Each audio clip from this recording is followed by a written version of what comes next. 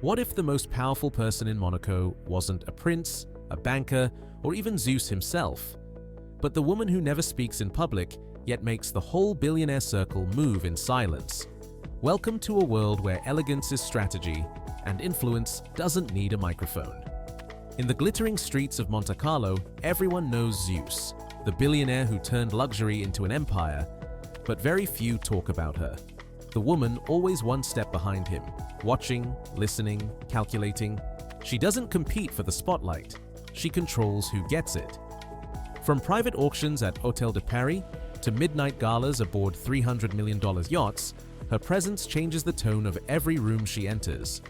To outsiders, she's just Zeus's wife. To Monaco's elite, she's something far more powerful, the quiet architect shaping alliances, fortunes, and reputations across the Riviera. Every glance, every gesture, every appearance is deliberate. A language of power only the billionaires understand. Tonight, we go behind the diamonds and the diplomacy to reveal how one woman rewrote Monaco's social hierarchy without ever needing a crown. But before we uncover her hidden empire, make sure to like this video, subscribe, and turn on notifications, because what comes next will change how you see every billionaire power couple in Monaco forever. Every empire has its architect, but the most powerful ones? Their architects are invisible. In Zeus's world, the palaces, the yachts, the silent billion-dollar meetings, there's one presence always felt, yet rarely mentioned: his wife. She doesn't sit at the boardroom table, yet every decision that shapes the empire seems to echo her intuition. Those who've worked with Zeus whisper that she has an uncanny ability to read a room before anyone else does. She knows who's chasing power, who's hiding weakness, and who's pretending to belong. It's said that before any major deal, Zeus consults her first, not for numbers but for instincts. And in Monaco, instincts are more valuable than gold. Unlike the other wives of billionaires who crave magazine covers or camera flashes, she avoids the spotlight entirely. Her influence moves through whispers, not words. A single raised eyebrow at a gala could end a negotiation before it starts. A subtle nod across the casino could signal that a partnership is safe to proceed. She mastered the art of power without presence, a talent so rare it borders on myth. Behind closed doors, she helps Zeus shape alliances that no spreadsheet could predict. She knows which luxury brands are losing their luster before the markets do. She senses when a new investor is about to rise and when another is about to fall. Her talent isn't in finance, it's in foresight. Monaco's elite often joke that Zeus's empire runs on two things: gold and her silence. But what they don't realize is that silence is her gold, the currency she trades to maintain absolute influence without ever appearing to seek it. And yet, this quiet power is only the beginning. Because as we'll see next, she didn't just shape Zeus's empire, she's rewriting Monaco's entire social hierarchy, changing what it means to be powerful in a city built on wealth. In Monaco, power has always worn a tuxedo. The world of yachts, high-stakes deals, and champagne galas was designed for men who built fortunes, not for women who could quietly outthink them. But that changed the moment she arrived. Zeus's wife didn't challenge the system head-on, she simply redesigned it, from the inside. Where others flaunted wealth through diamonds or designer gowns, she used presence as her weapon. Her aura didn't shout luxury, it whispered dominance. At every charity auction, royal dinner, and Grand Prix rooftop party, she stood as the calm in a storm of ego and excess. And somehow, the storm always shifted in her favor. She understood something most billionaires never learned: that true influence doesn't come from being seen, but from being felt. While others tried to outshine each other, she created silence. And in that silence, people listened. She was elegance with precision, turning grace into a form of control. Soon, other women began watching her. Models, heiresses, and even wives of royal figures started adopting her style. Subtle, poised, strategic. She turned restraint into a new form of status. In a city obsessed with extravagance, she made simplicity look like the highest luxury of all. Her rules were unspoken but absolute. Never explain, never react, and never let the room know what you're thinking. Those who followed thrived in Monaco's unforgiving social ladder. Those who ignored them faded into tabloids and gossip columns. She had rewritten what it meant to be powerful in a billionaire's paradise. No longer through appearance or inheritance, but through energy. And soon, this quiet revolution began to spread. Not through men, but through women who were tired of being the accessory to someone else's empire. But her influence didn't stop at the surface. Behind every closed door and every whispered deal, a new kind of alliance was forming. A circle of women bound by wealth, loyalty, and something even more dangerous: trust. Every great kingdom has a council. But in Monaco, where power hides behind smiles and champagne glasses, that council isn't made of kings. It's made of queens. Hidden from the public eye, Zeus's wife quietly built what insiders now whisper about as the inner circle.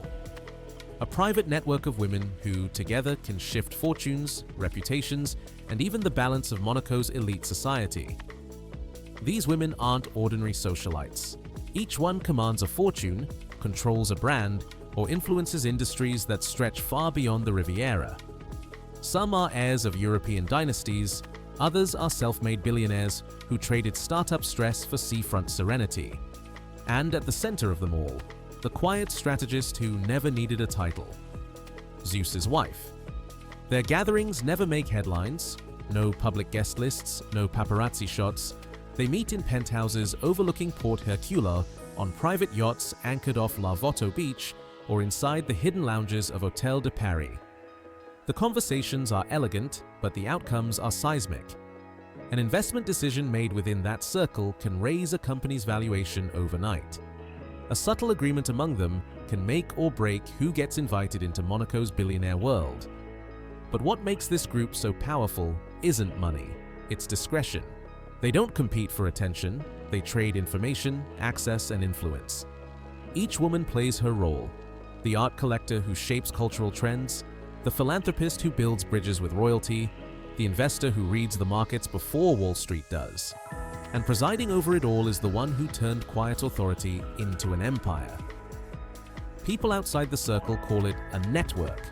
Those inside call it something else: a sisterhood of strategy, bound by loyalty, secrecy, and a shared understanding that, in Monaco, visibility is vulnerability.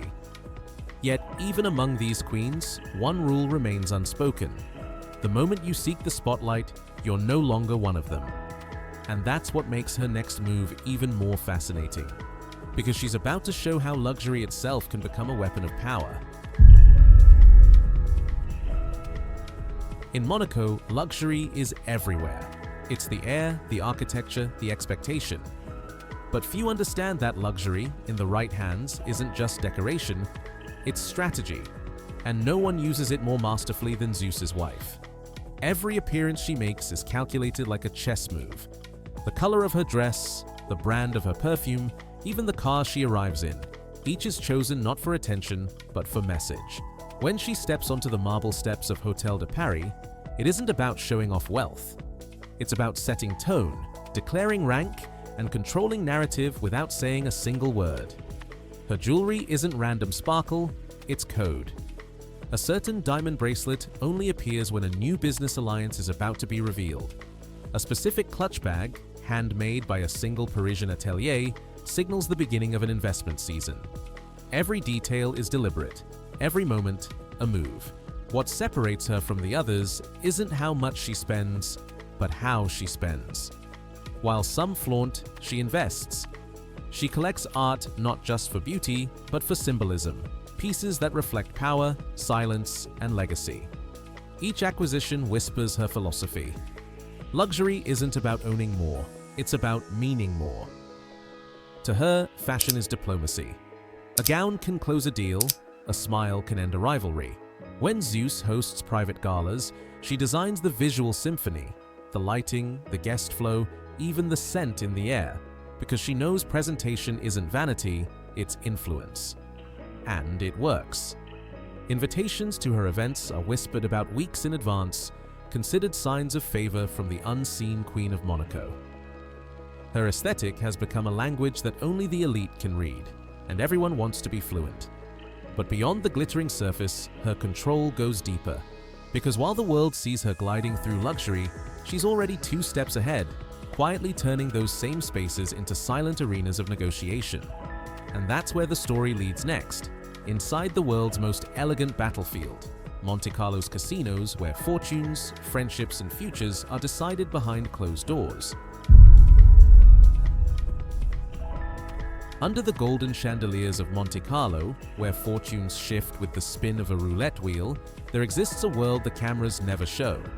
A world ruled not by luck, but by whispers. And if you listen closely enough, you'll hear one name floating through the smoke and the champagne, hers. Zeus's wife rarely gambles, yet her presence inside the Casino de Monte Carlo carries the same weight as a winning hand. She never plays the tables because she's already mastered the players. When she enters, the atmosphere changes. Conversations soften, laughter fades, and even the most confident billionaires glance up, adjusting their tone. To the untrained eye, it's just another glamorous evening among Monaco's elite. But insiders know the real deals don't happen at the roulette wheel. They happen around it. She uses these gatherings as her private arena of diplomacy. A simple conversation near the baccarat table might secure an art investment. A quiet exchange over champagne could finalize a property acquisition. Every gesture, every pause, every glance becomes negotiation. Her strategy is subtle but precise. She never speaks first, never shows interest, and never stays too long. Like a perfectly timed move in chess, her exits are as deliberate as her entrances. People leave wondering whether she agreed to something, or simply allowed them to believe she did. The casino, for her, isn't entertainment, it's an ecosystem. The room itself becomes her instrument of influence. Every flicker of candlelight, every mirror reflecting her calm expression, reinforces her quiet command. In a place built for chance, she embodies control. Rumor has it that several of Monaco's most profitable partnerships began after a single evening in her presence. No contracts, no signatures, just a shared understanding between power and grace. But while the casino is her stage, it's not her only one.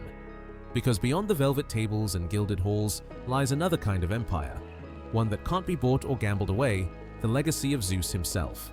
And the deeper you go into their story, the clearer it becomes. She's not just part of the empire, she's the one ensuring it endures. Every empire needs a guardian, not the kind who stands at the gate, but the one who guards the story. In Zeus's world, that guardian is his wife.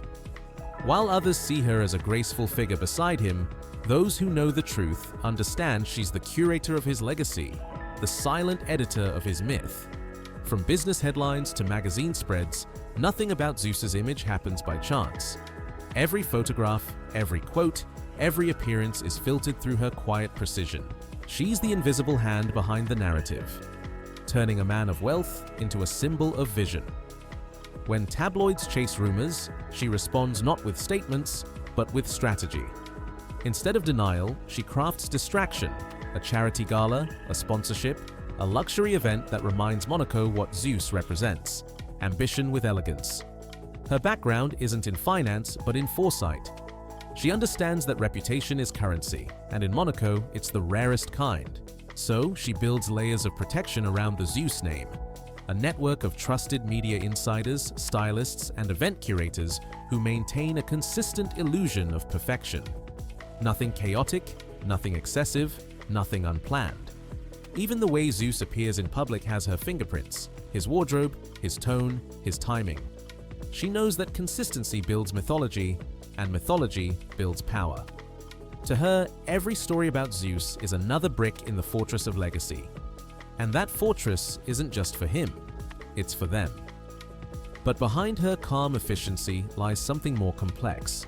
A quiet question that no one dares to ask aloud. Does she do all this out of love or out of ambition? Has the line between loyalty and control already blurred beyond recognition? Those close to the couple say that Zeus trusts her completely, perhaps too much. Because while he builds empires in the daylight, she builds something more enduring in the dark: the legend. And yet, legends come at a cost. As her influence deepens, so does her invisibility, until even her own identity starts to dissolve into the myth she created. In a world obsessed with attention, disappearing is the most radical form of power. And Zeus's wife mastered that art long before anyone realized what she was doing. While influencers chase cameras and celebrities trade privacy for fame, she built her empire on absence. The less people knew about her, the more they wanted to. There are no verified accounts under her name, no recorded interviews, not even a single confirmed profile in Monaco's official archives. To the public, she's a mystery wrapped in silk and silence.